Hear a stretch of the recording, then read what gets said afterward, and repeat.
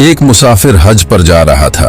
रास्ते में उसने एक बीमार कुत्ता देखा जिसका भूख और प्यास की वजह से बुरा हाल था। मुसाफिर ने अपने हाथों से उसे पानी पिलाया और फिर अपने सफर पर रवाना हो गया। चलते चलते अचानक लूटने के इरादे से कुछ डाकुओं ने मुसाफिर का रास्ता रोक लिया और कहने लगे, ए मुसाफिर, अपना सारा सामान हमारे हवाले कर दो। मुसाफिर बड़े इत्मीनान से कहने लगा, मेरी सिर्फ एक छोटी सी बात सुन लो, फिर तुम लोग शौक से मेरा सामान लूट लेना। डाकू हंसने लगे और बोले, चलो ठीक है, मगर जल्दी बताओ जो बताना चाहते हो। मुसाफिर अपनी सफेद दाढ़ी पकड़कर कहने लगा, यह सफेद दाढ़ी मैंने ऐसे ही नहीं की है। मैंने 7 हज किए हैं और 8वें पर जा रहा हूँ। तुम लोग मेरा सामान लूटकर कितने दिनों तक खाओगे? ये सामान कुछ ही दिनों में खत्म हो जाएगा, लेकिन सोचो, मेरी बद्दुआ कभी तुम्हारा पीछा नहीं छोड़ेगी। हो सकता है वह तुम्हारे दोनों जहां बर्बाद कर दे। मुसाफिर की यह बात सुनकर डाकू घबरा गए और आपस में कहने लगे, यह बुजुर्ग कोई बड़ा नेक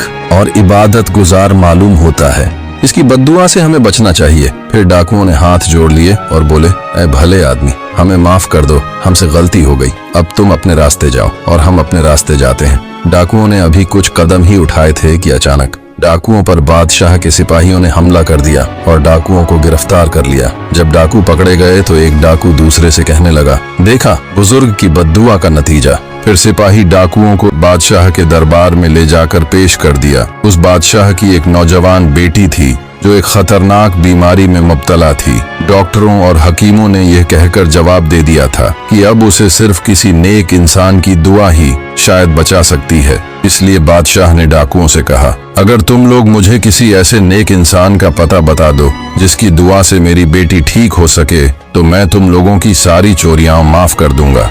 डाकुओं ने हज पर जाने वाले उसी मुसाफिर का पता बता दिया। बादशाह ने कुछ सिपाही भेजकर उस मुसाफिर को बुलवाया और कहा, ऐ मुसाफिर, मैंने सुना है तुमने 7 हज किए हैं। अगर तुम मेरी बेटी की शिफा के लिए 1 हज का सवाब भी दे दोगे तो मैं तुम्हें सोने चांदी से भरा संदूक दे दूंगा। मुसाफिर बादशाह की इस बात पर राजी हो गया और कहने लगा, बादशाह सलामत, आज काफी देर हो गई है, कुछ ही देर में अंधेरा हो जाएगा। मैं आज रात आपके पास कयाम कर लूंगा और सुबह फिर अपने सफर पर रवाना हो जाऊंगा। फिर रात को जब बादशाह गहरी नींद में सो रहा था तो उसने एक ख्वाब देखा।